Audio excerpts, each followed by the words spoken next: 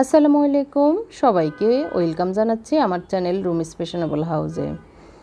আজকে সকাল থেকে আমার ব্লগটি শুরু করব, রাত পর্যন্তই কন্টিনিউ থাকবে। সারাদিন কি করেছি তারই কিছু ক্লিপস আমি শুরুতেই দিয়ে দিচ্ছি, পুরো ভিডিওতে কি থাকছে। আশা করি আজকের ব্লগটি আপনাদের ভালো লাগবে শেষ পর্যন্ত দেখলে।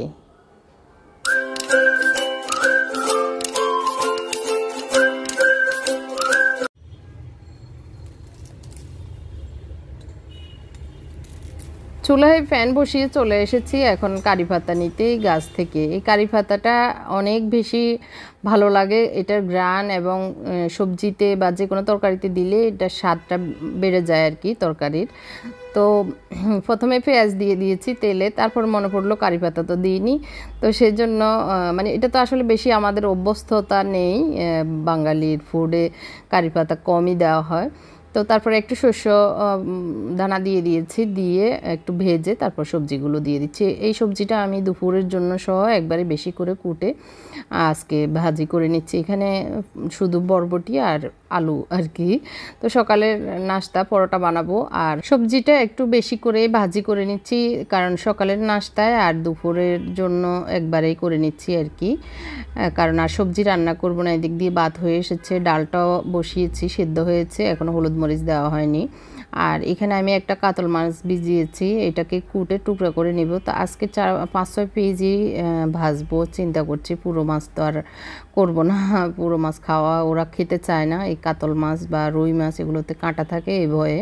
তো আমি অনেক সময় খুঁটে দিই বা খুঁটে খাইয়ে দিই এরকম আর কি। তো এই তো পরোটা ভেজে নিয়েছি। আমাদের আজকে সকালের নাস্তা হচ্ছে পরোটা আর ভাজি।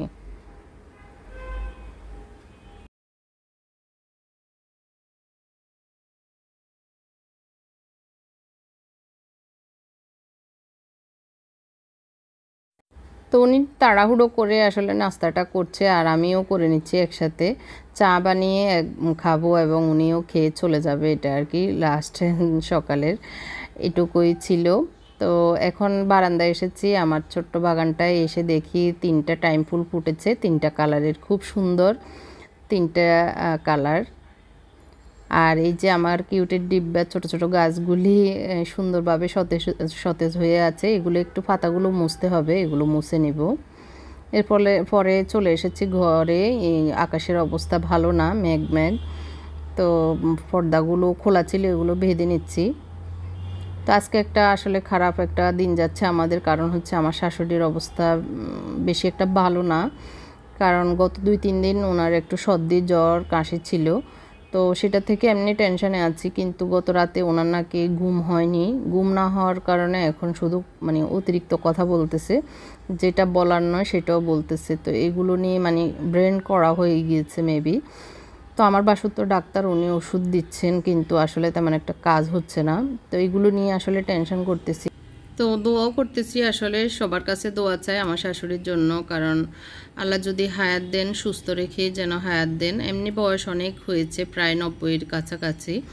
তো বয়স হিসেবে আসলে বার্ধক্যতা জনিতই আসলে বোঝা যায়। তো সুস্থ রেখে যেন হায়াত হায়াত দান করে, এটাই দোয়া আসলে। আল্লাহর কাছে দোয়া চাইতেছি আসলে, কারণ যতদিন আল্লাহ আমার শাশুড়িকে হায়াত রেখেছেন সুস্থভাবেই রাখেন। কারণ আমার শাশুড়ি অনেক ভালো মানুষ, অনেক ভদ্র এবং নামাজি ফরেজগার একজন মানুষ। তো আল্লাহ যেন ওনাকে কষ্ট না দেন, এটাই দোয়া থাকবে, দোয়া করছি আর কি। আর আমাদেরকে খুব আদর করেন, ওনার মেয়ে নাই সেই হিসাবে উনি খুব আদর করেন আর কি।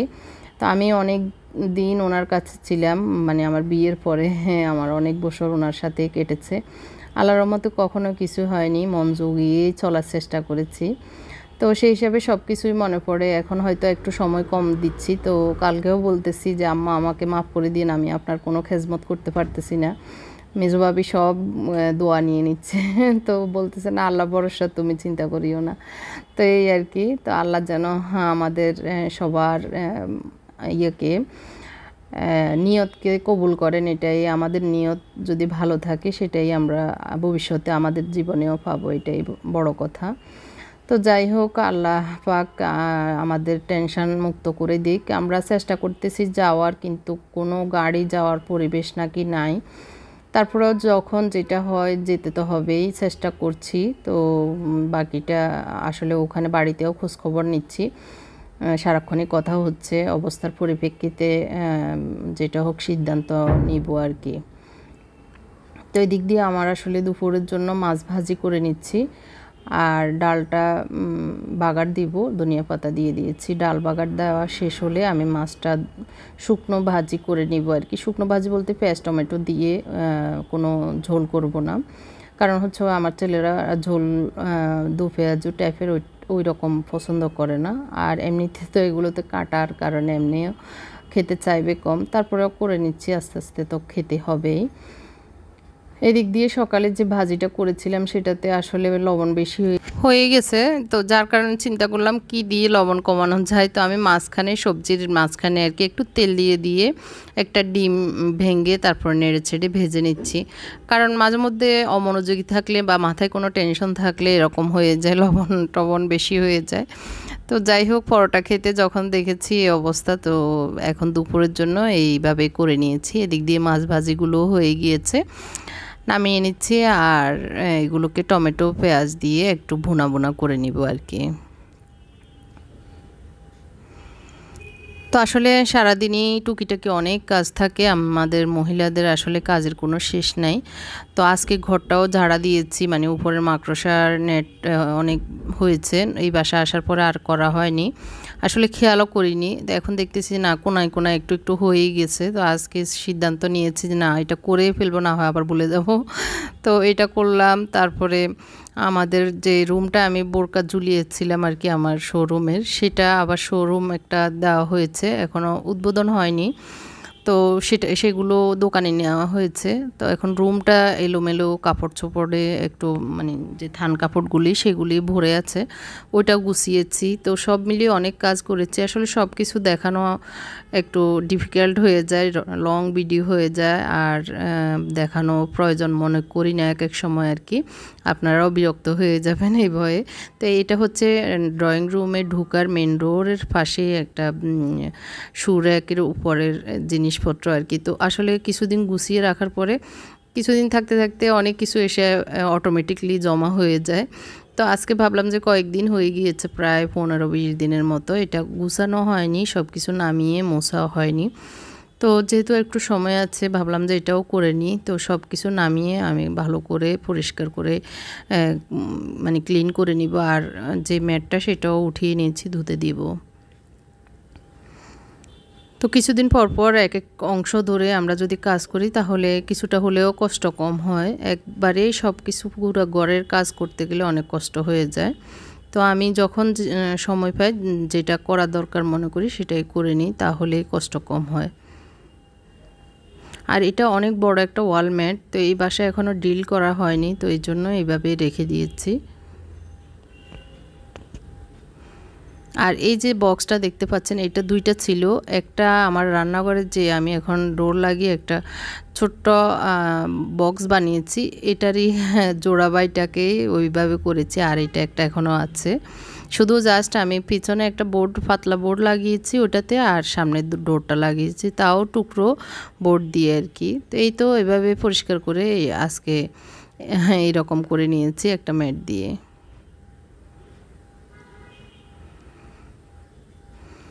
তো আসলে দুপুরের খাবার তো রেডি ছিল, এর ভিতরে আমার হাজব্যান্ড গুলশানে ওনাদের একটা কি কাজ ছিল, তো ওখানে খেতে বসে এটা নাকি ওনাদের অনেক ভালো লেগেছে, তো আমাদের জন্য নিয়ে এসেছে। এইটা একটা মাটন বিরিয়ানি, ইন্ডিয়ান কোনো ফুড থেকে এনেছে আর কি, মানে যে ফুডে ওনারা খেয়েছে রেস্টুরেন্টে, সরি। তো ওখান থেকে হ্যাঁ ভালো লেগেছে বিদা আমাদের জন্য এনেছে, বললো যে তোমরা খেও না, আমি খাবার নিয়ে আসতেছি।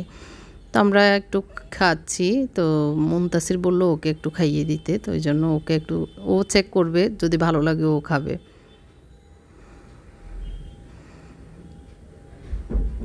তো খাওয়ার পরে আসলে কাজ হচ্ছে এডিটিং করা, ভিডিও আপলোড দেওয়া।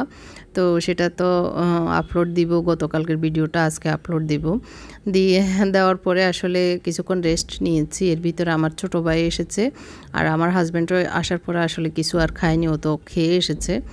চাও দিই নেই, তো ভাবলাম যে গরম পড়তেছে একটু কোল্ড কফি বানিয়ে নিই। তো এখানে আমি 5 গ্লাসের জন্য 5 চামচ চিনি দিয়েছি আর 3-4 টেবিল চামচ আমি দুধ দিয়ে দিয়েছি। কারণ হচ্ছে আমার কাছে আধা লিটারের একটা দুধের প্যাকেট আছে মিল্ক বিটা, তো ওইটা দিব। তো আমরা যেহেতু এখানে হবে 2-2.5 কাপের গ্লাসের মতো দুধ মানে কফি, তো যেহেতু আমরা 5 জন 5 গ্লাস করব, তো সেই কারণে আমি আর একটু পানি দিব। এখানে আমি কফি দিয়ে দিচ্ছি 2.5 টেবিল চামচের মতো। তো পানি দিব সেই কারণে দুধ এবং চিনি ওই পরিমাপেই দিয়েছি।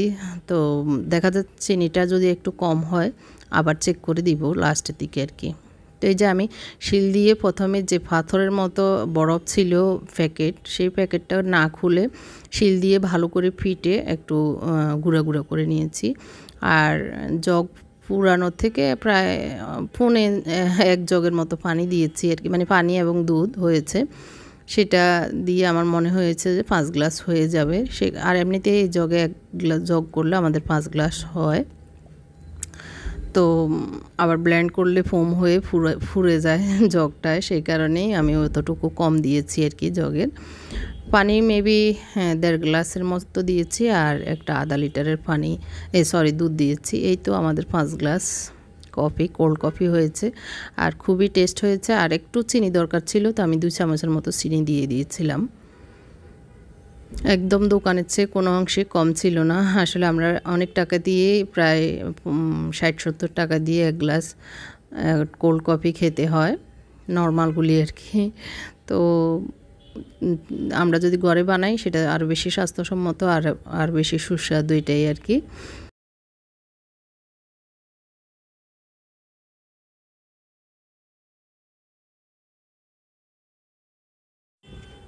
তো সবাইকে দিয়ে দিচ্ছি। আর এদিক দিয়ে আমার ছোটো ভাই এসেছে, ওকেও দিচ্ছি, মুনতাসিরকে দিয়ে দিচ্ছি, মুনতাসিরের বাঁকা বাঁকা ফাইবারওয়ালাটা। আর আমি এবং আমার হাজব্যান্ড একসাথে মানে দুজনে 1 গ্লাসই খাবো, উনি আবার কম খায়।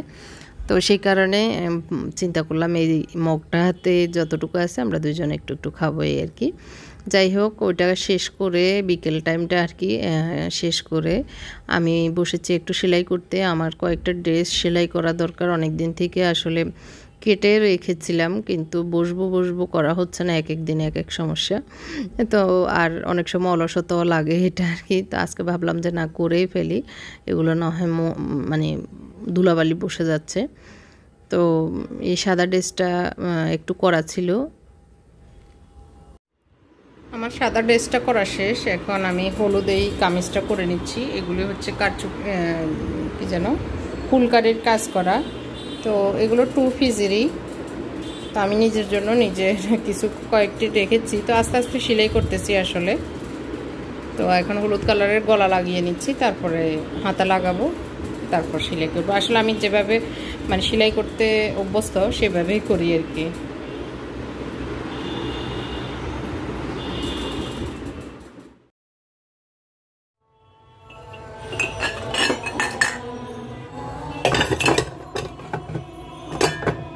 তো এখন চা খাবো, আমার ছোটো ভাইও আছে ওর সহ, আবার মুনতাসিরের চা এসেছে, তো ওকেও চা দিব। তো সেই কারণে চা বানিয়ে নিয়েছি আর কি বেশি করেই। তো সবার জন্য চা ঢেলে নিচ্ছি। তো আজকের ব্লগটি কেমন লেগেছে কমেন্ট করে জানাতে কিন্তু ভুলবেন না। আর যারা আমার চ্যানেলে নতুন এসেছেন, আমার চ্যানেলটি যদি এখনও সাবস্ক্রাইব না করেন, প্লিজ আমার চ্যানেলটি সাবস্ক্রাইব করবেন এবং পাশে থাকা ছোট্ট বেল বাটনটিও চাপ দিবেন, যাতে করে আমি যে নিয়মিত ব্লগ দিই সেগুলির নোটিফিকেশন আপনার কাছে চলে যায়।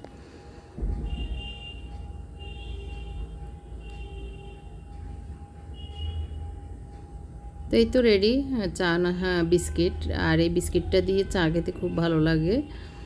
বিস্কিটের নাম হচ্ছে চকলেট কুকিজ, আমাদের সবার পছন্দের চকলেট কুকিজ। দুপুরে আনা বিরিয়ানি, গতকালকের একটু বিরিয়ানি ছিল, সেটা এটার সাথে দিয়ে এখন গরম করে নিচ্ছি। আজকের রাতের খাবার এটাই হবে। তো কারণ হচ্ছে যে বিরিয়ানিটা গুলশান কোন ইন্ডিয়ান ফুড থেকে এনেছে, আমাদের কাছে বেশি একটা ভালো লাগেনি, অনেক মশলাপাতি আর হচ্ছে খুব ঝাল, মশলার ঝাল আর কি, সেটার কারণে খুব কড়া লেগেছে, খেতে বেশি একটা ভালো লাগেনি। তো এই কারণে আসলে আমি আমার গতকালকে যে বিরিয়ানি ছিল ওগুলো তো সিম্পল, তো ওটা এক বাটি ছিল গত রাতে, খাওয়া আর হয়নি। এই কারণে এগুলোর সাথে মিক্স করে নিচ্ছে যাতে একটু হালকা হয়ে যায় আর কি, মশলাগুলো কমে যায়। তো এটা হচ্ছে মাটন বিরিয়ানি যেটা আমি এখানে রাতের খাবারের জন্য এখন সালাদ কুটে নিয়েছি, আর এটাই বিরিয়ানিটাই হবে, বিরিয়ানিটাই খাওয়া হবে আজকে। তো আজকের ব্লগটি এখানেই শেষ করছি। আল্লাহ হাফিজ, আসসালামু আলাইকুম।